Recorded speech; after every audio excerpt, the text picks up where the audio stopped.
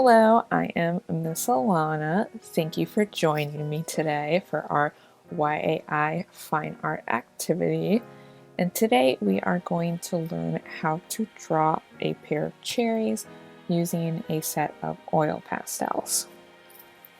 So this is going to be the first part of a series exploring the use of oil pastels and soft pastels to learn how to draw fruits and vegetables.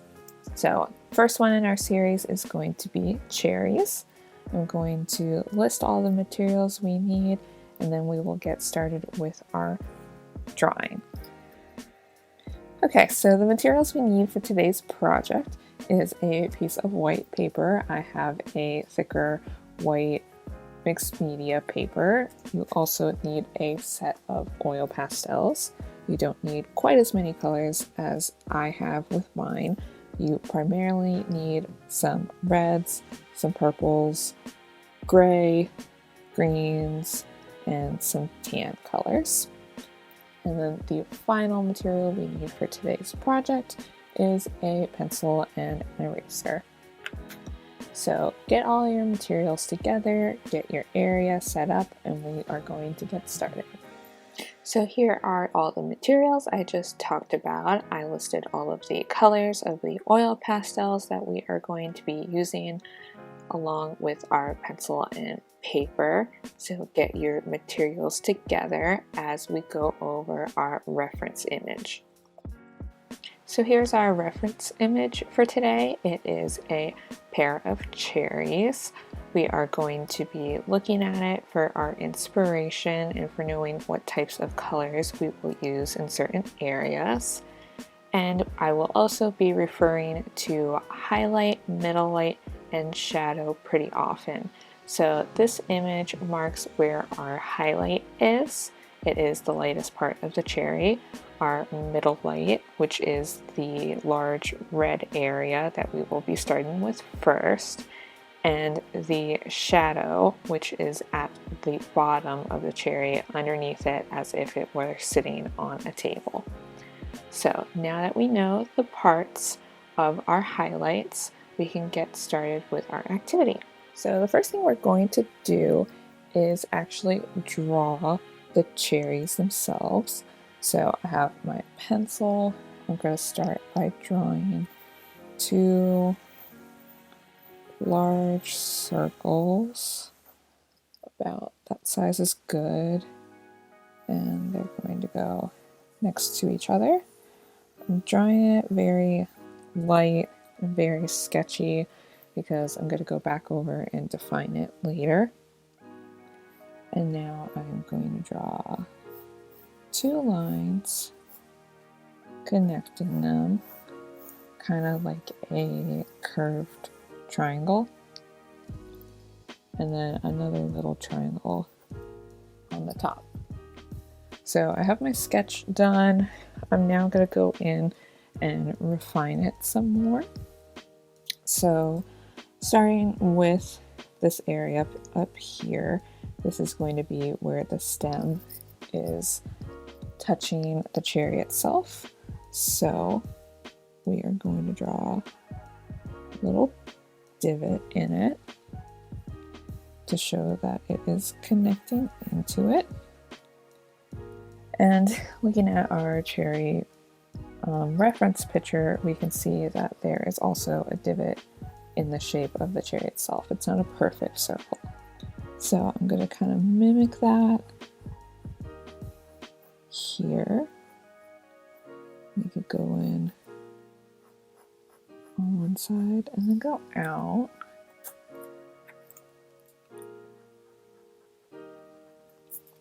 And keep erasing it and drawing it until I get that shape that I want. And then I will outline the rest of the circle that I drew.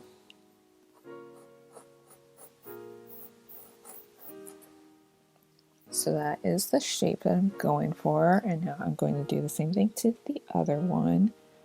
I'm going to draw that divot first, and now I'm going to do the shape of the cherry. I'm going to make this one a little bit different than the other one.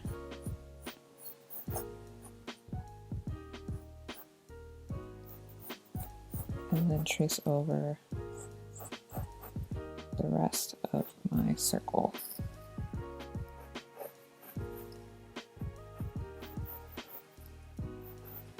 So now I have my two shapes done. I'm going to go back in and erase those extra lines. You don't really want them showing. Your oil pastels will cover them, but it can also mix with the graphite in your pencil, and then some of your colors can turn out a little bit muddy. So you want it good enough that you have your outlines that you can see, but not too much. And then we have our stems and our point where they connect. And now that we have our two drawings done, we can start with the coloring with the oil pastels. So before we start coloring in with our oil pastels, we'll take a second to look at our reference image again, get an idea of the types of colors that we're going for, and then also look at what our highlight area, our middle light area, and our shadow area are going to be on our image. So I'm grabbing my oil pastels. I'm gonna keep them on my side as I work. And the first color I am going to start off with is the red. So pretty straightforward. We are going to fill in our entire area of the cherry with the red. I find it easier to start with the outline first and then color it in, because then it's easier to know where I can stop. So that's the first one. And then we'll do the outline of the second one.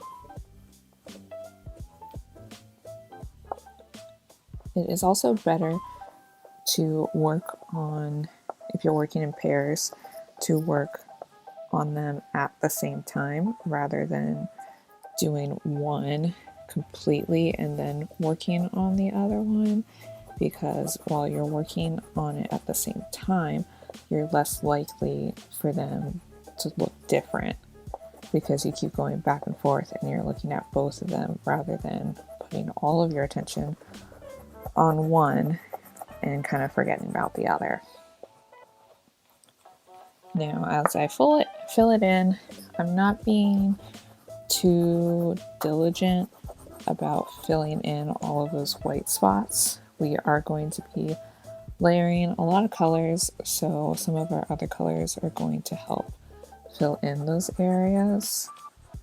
This is just our first broad area of color.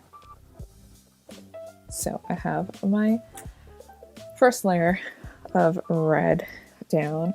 Now I am going to start going in with some of my more medium tones.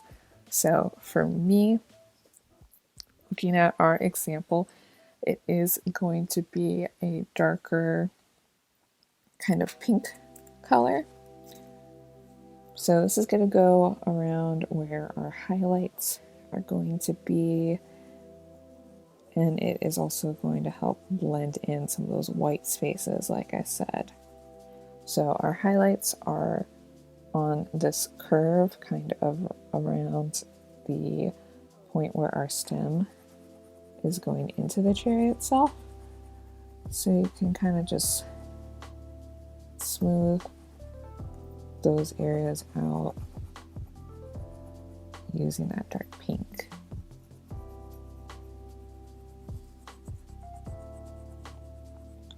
And as we put it over the red, it is blending with the red itself, so it is slightly changing colors, but it's still giving us that kind of medium color tone that we're looking for right now.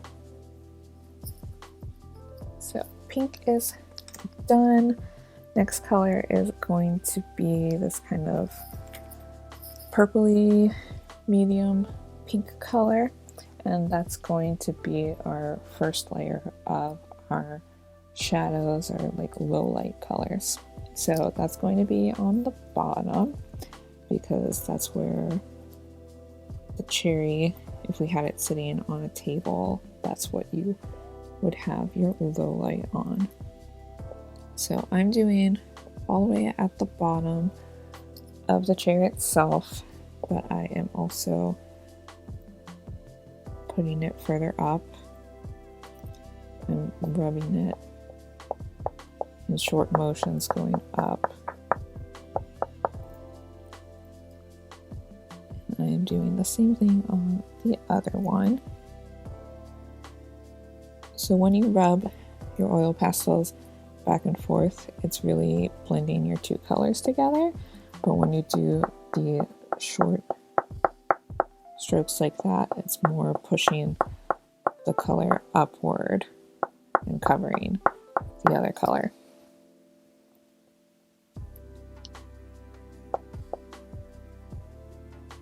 So keep just blending them together until you get the tone that you like. It's not going to be quite dark because this is kind of our medium color, right? If you want, you can also put a little bit underneath where our medium tone was to kind of show that there is that curve within the cherry itself. You're not going to put a lot for this part, just a little bit.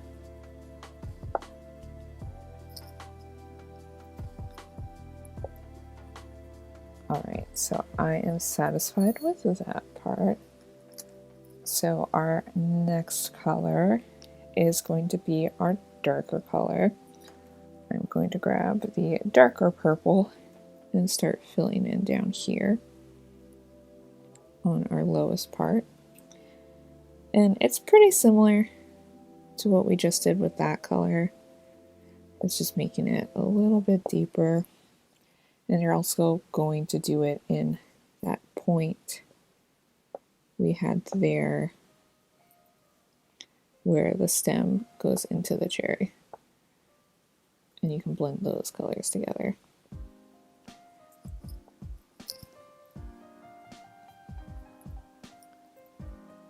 So now we still have some red spots kind of left over.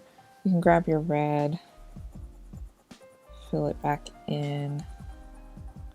If you want it to be like a little bit lighter, you could even grab like a red orange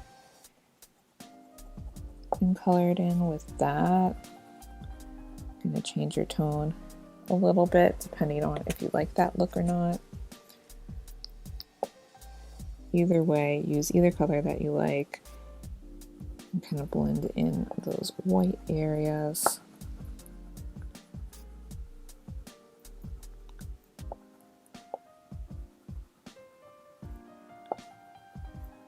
And don't forget, further up where our cherry stem meets.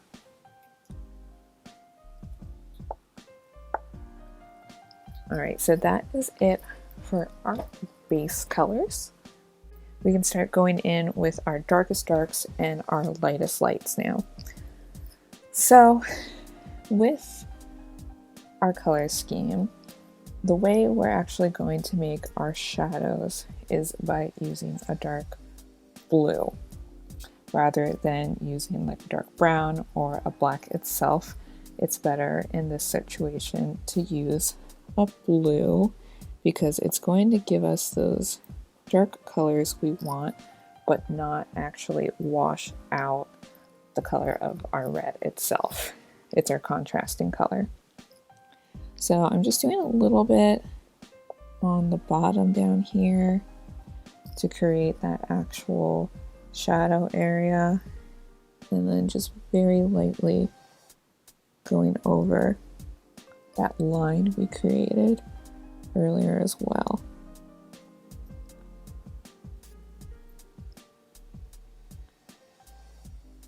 being careful on the edge part.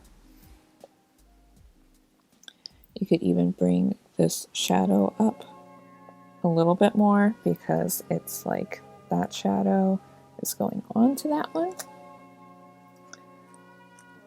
And you can leave it kind of messy like that, or you could grab the red and blend it in a little bit together too. It all depends on what look you actually like.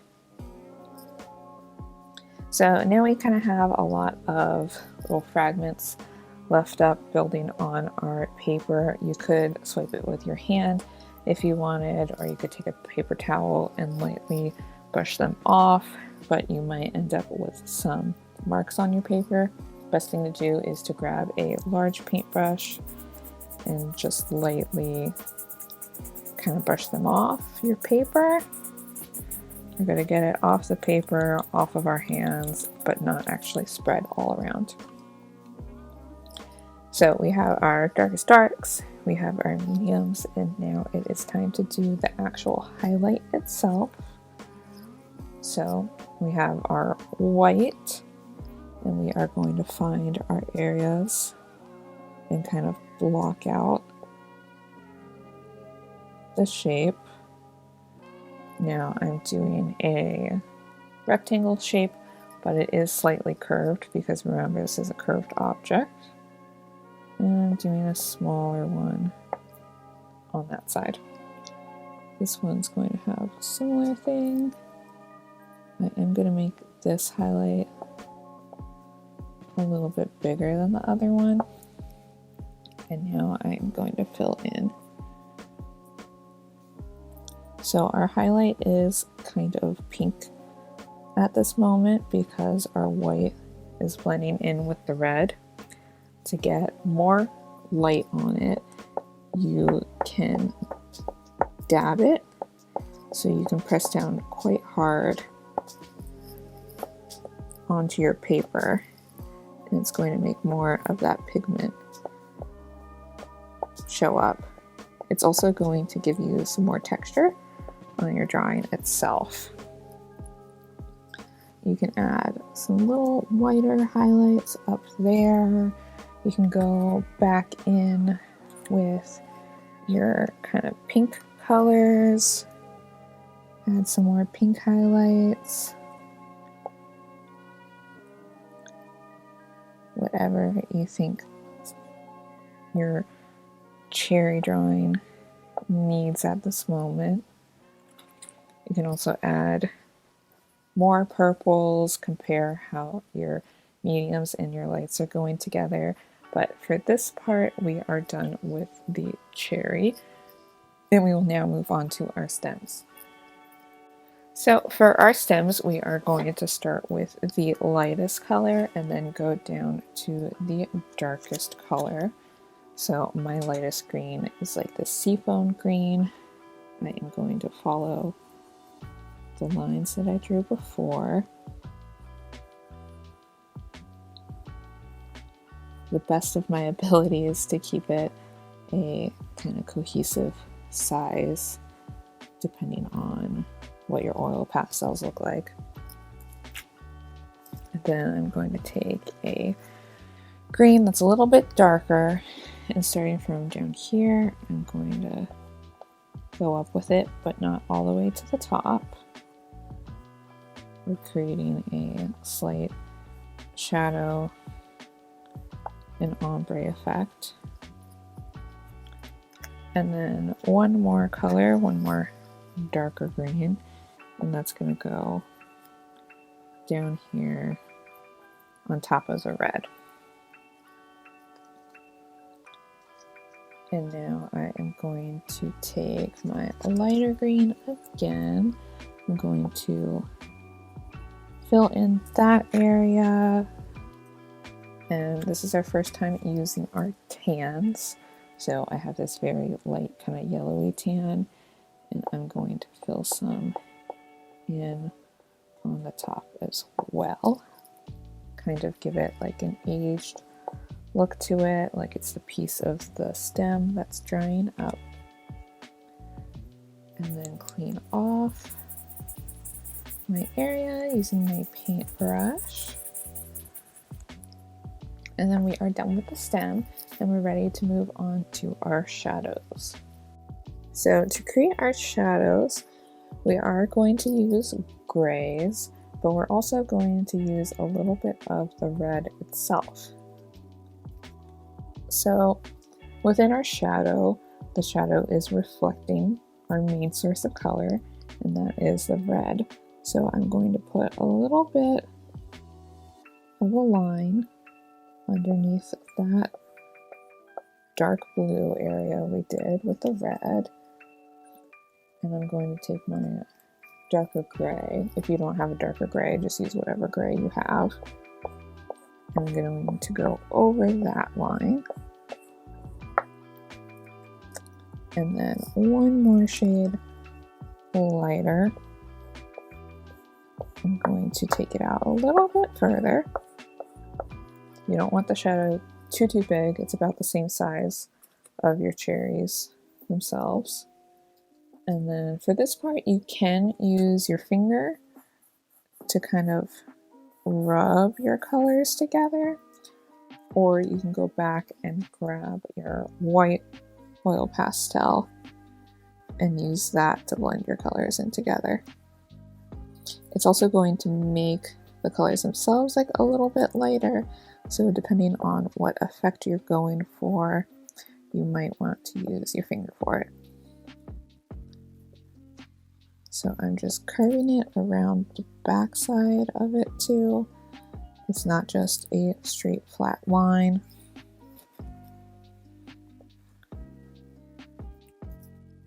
And then that is it for our cherry. I'm going to brush off our excess. If you are satisfied with how it looks, then great. At this time, you can go back in and maybe clean up your edges if you think they got a little bit messed up during this time.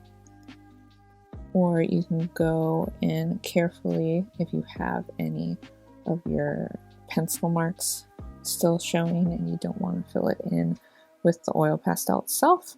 You can go and erase those off, but be very careful because you can't erase the oil pastels and they might make your eraser kind of gross. So complete anything you think needs final touches.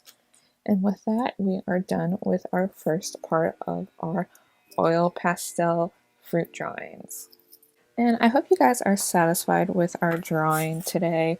We have some really nice texture going on with those white highlights that we did. The oil pastels give it a really nice kind of graphic textural effect of a drawing. Our ombre in the stem was really nice.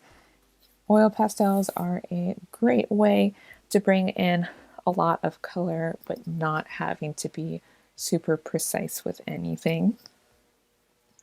So I hope you guys had fun today. Thank you for joining me, and I will see you next time as we continue this lesson of learning how to draw fruits and vegetables. Thank you.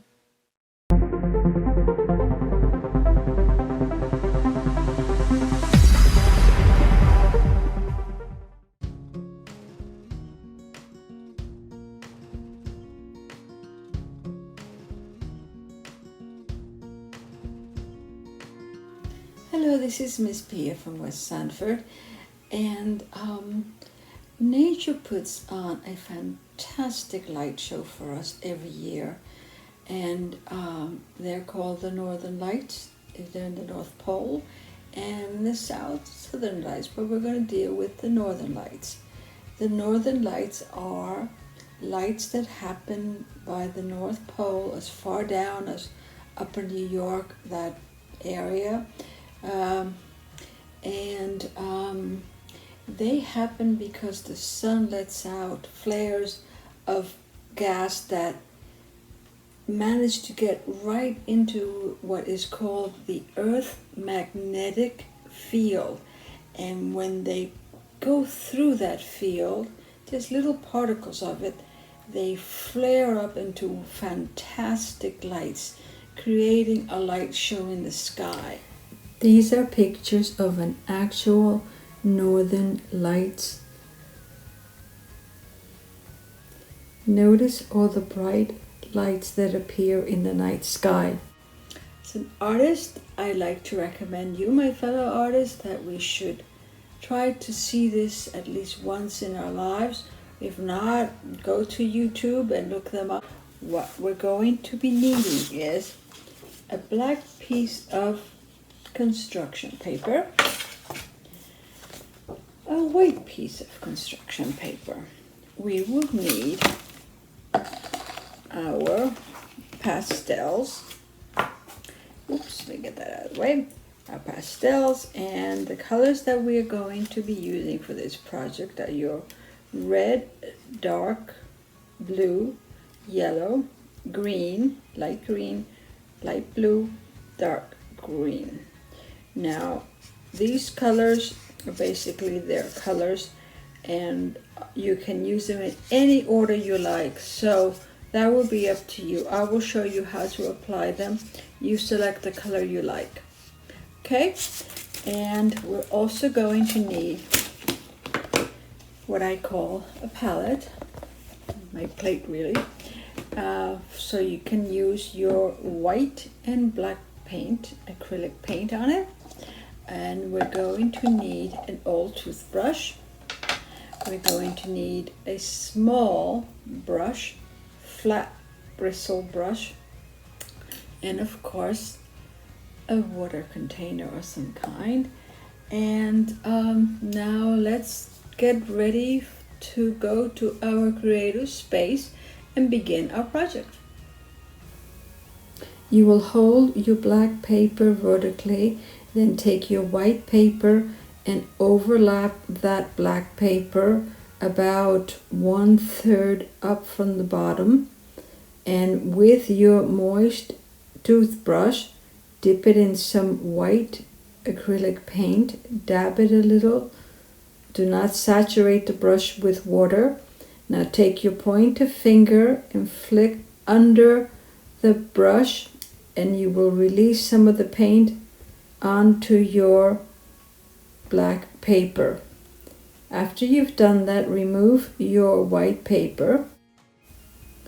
Hold your white paper vertically, and at the top end, from top to bottom, begin to tear away some of the paper, and in a zigzag motion. Make sure it's irregular and you have lots of curves and lots of slopes.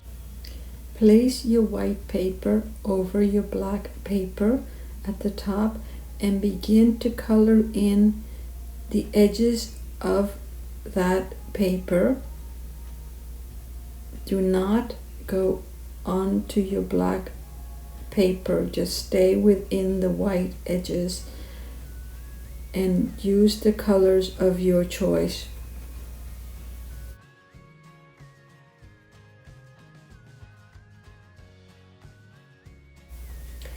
When you have completed the first row, take your pointer finger and press up, rubbing that pastel out of the white paper onto the black paper. Motion from bottom up. Now you will go on to your second layer of lights. Take your white paper and again tear the top off in a zigzag uneven style. Make sure you create curves and dips.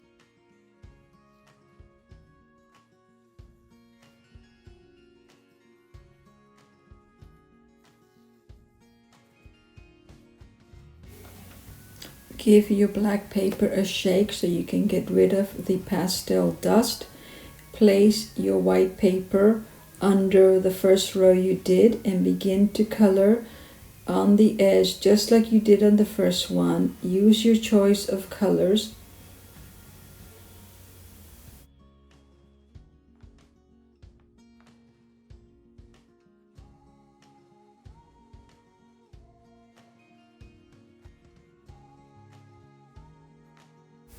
Once you have completed doing that row, take your point finger and again do the same thing as the first row. Push that charcoal dust up. Strong motion up. Go from side to side, from bottom up. Make sure you have the whole side done. Remove your white paper, give it a shake. Now you are ready for your third row. Again, we will tear the top of that white paper in a zigzag uneven way, up and down, and make some curves.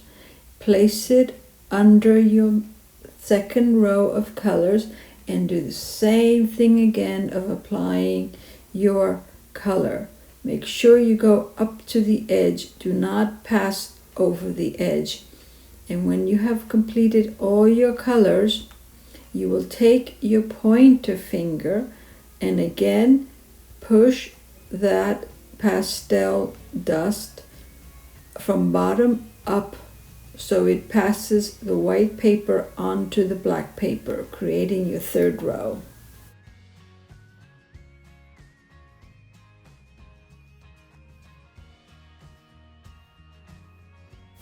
Now that we have completely finished the top part of our drawing, which is the sky, we shall now do a landscape drawing with your white chalk. Underneath the stars, draw what will be your mountains.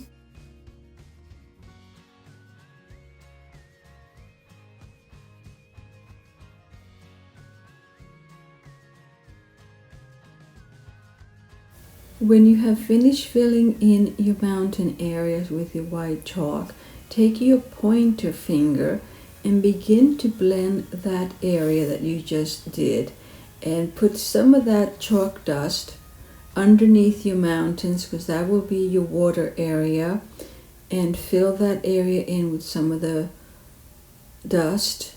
And when you have done that, take one of your pastels that corresponds to the lights above and go back and forth on a stroke, and that will be the reflection of the light on the water. And continue blending your area so you have a nice white blended area.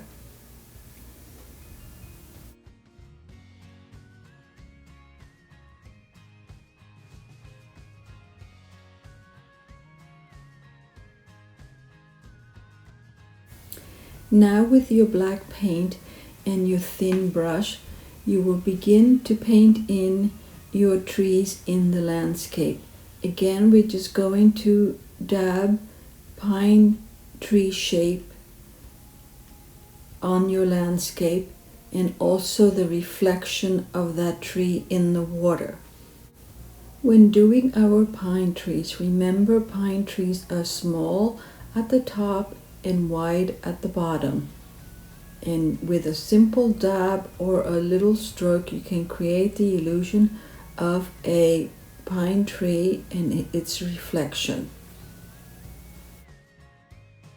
You can paint in as many trees as you like. Remember that your pine tree will be thin on top, thick at the bottom, and you can do as many as you like. And don't forget to draw in your reflection of that tree in the water. While you paint in your trees, I'll give you a few facts about the Northern Lights. They are called by astronomers the Aurora Borealis. And the Cree Indians used to think that it was the spirits dancing in the sky. The Chinese, the ancient Chinese, used to think that these lights were the good and evil dragons throwing flames at each other as they fight.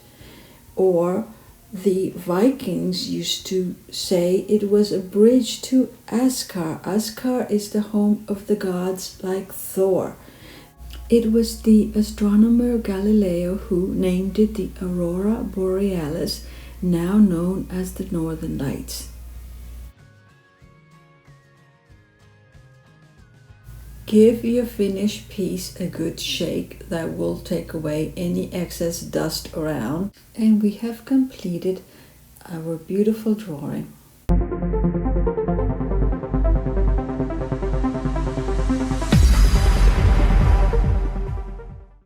Hey, it's Gabby from the Boys and Girls Club. Today we're going to be doing another Central Florida backyard animal.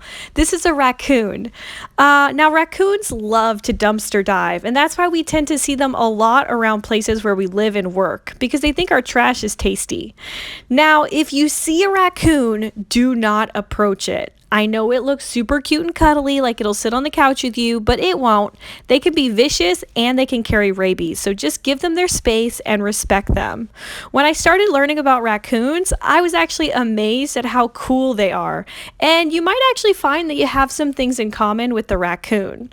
First thing you need to know about raccoons is that they're nocturnal, which means they sleep during the day and they're awake during the night. Definitely know some people like that. They also like to hang out with their friends. Usually 4 or 5 of raccoons will live together.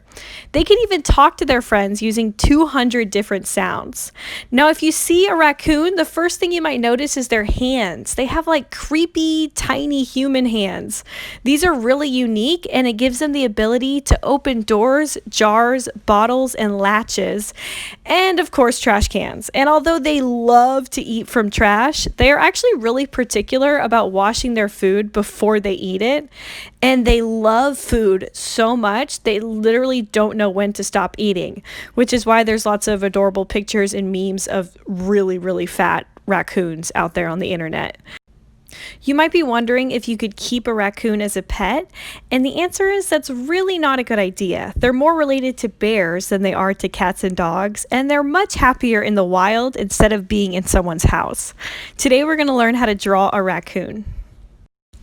All you need is a pencil, a piece of paper, a black pen, a gray colored pencil, and a red colored pencil.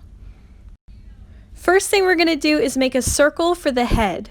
So I'm going to find where that circle is and make a circle somewhere near the middle of my page. If you look at our sample picture, you'll notice that our raccoon's head isn't exactly round. He's got little pieces of fur that kind of stretch out on either side. So next thing I'm going to do is take my pencil and add 2 little curved lines, kind of just where that fur licks out on either side. After I have my curved lines, I'm going to add some little spikes and then just bring it back and connect it to the bottom of my circle.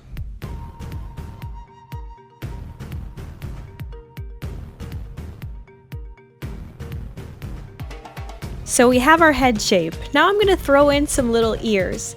Now our raccoon's ears look like triangles, except they're a little more rounded at the top. So that's what I'm going to do on either side of the head. Just add those little triangles in and don't make them pointy at the top.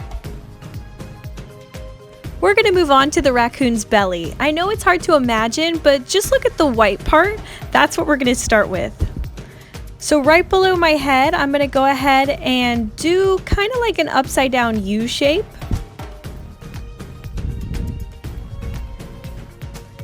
I'm going to go ahead and bring a line, just closing it off at the bottom. That's going to be the bottom of our raccoon. Now we got to give him some arms. So if you look up here, his arms have a little bit of a bend to them. So I'm going to take my pencil starting right below the head. I'm going to go ahead and throw in that little arm, and it's kind of like he's touching his belly. So I gave his arm a bit of a bend.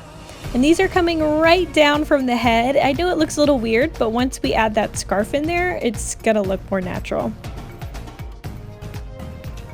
Now for the legs. You can see he has little thighs kind of sticking out on either side. So we're going to start with those curves and then add the feet in. So I'm just taking my pencil a little below the arm, and I'm going to go ahead and add a curved line for the thigh, and then just like an oval shape for the feet. It also helps to just draw an oval right where the feet are, and then you can just erase that line on the inside. Now onto the tail. The tail starts right on that left thigh. That's where it comes from. So I'm going to take my pencil and go ahead and do a line going up. It shouldn't be perfectly straight. And then from there, I'm just going to add a little bit of roundness to this tail and bring it down. The very tip of our raccoon's tail is white. So right below the edge of the tail, I'm just going to do a zigzaggy line. And then I'm going to start adding these curved lines for the dark stripes.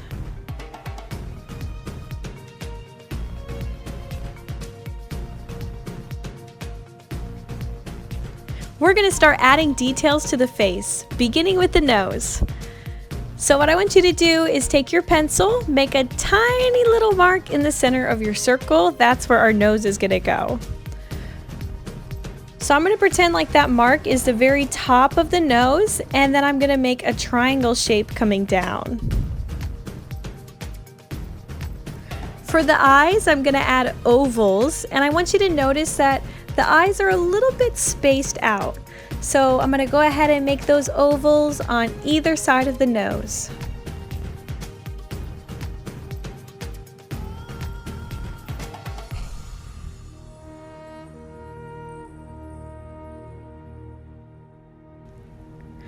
Our raccoon has a little mask under his eyes, so we're going to go ahead and do that. Starting right up at the top in between the two eyes, I'm going to do just a slightly curved line, and then it kind of curves up and around either eye.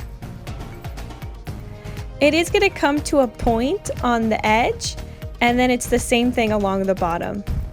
We want to make sure that this mask is touching the top of the nose. Now for the bottom half of the face, we are just going to add those two curved lines on either side. So just pretend like you're doing two little parentheses down from the mask connecting to the bottom of the face.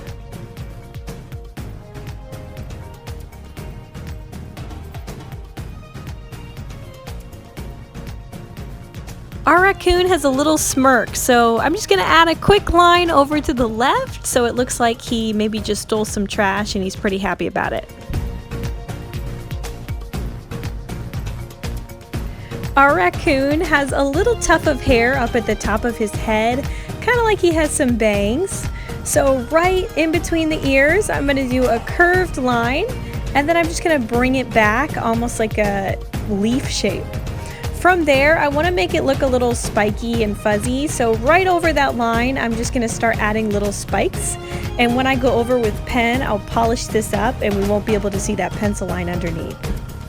Last thing we got to do is the scarf. The scarf is actually super easy. Under the head on the left side, I'm going to go ahead and add a little circle, and then I'm going to do two little leaf shapes going off. From there, I'm just going to add my squiggly scarf shape coming down from the head. Go ahead and grab that black pen. It's time to polish things up.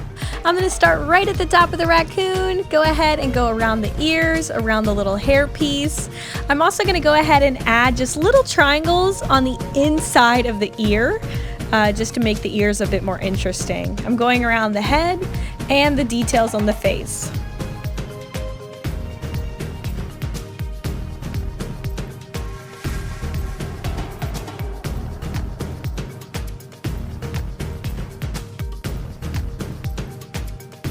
Before I fill in the eye, I am going to leave just a little bit blank, so you can see I did those ovals up in the top right corner of the eye. I also did a little oval on the top right corner of the nose, and as I fill in, I'm going to leave that oval blank, so it's going to look like there's some light reflecting off our raccoon's eyes. Go ahead and trace right over those pencil lines. Do the scarf, the arms, the legs, the belly, and the tail. Once you're done with that, grab your eraser and just erase all the pencil lines. Now it's time to grab our gray and red colored pencil. If you don't have a gray colored pencil, feel free to just use a regular pencil for some shading. So first thing I'm going to do is start with the dark part. So I'm going to take my pencil, push down hard, and I'm going to fill in the mask around the eyes and the stripes on the tail. From there, I'm going to use light pressure and go ahead and fill in the tail, the rest of the tail, the legs, the arms, and then the outside parts of the face.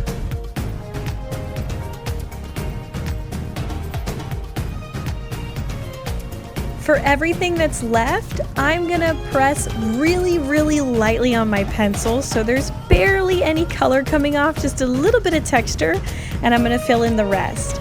Last thing to do is to grab the red colored pencil and fill in the scarf. And we are all done with our drawing. Thank you guys so much. I hope you had so much fun doing this with me, and I'll see you next week.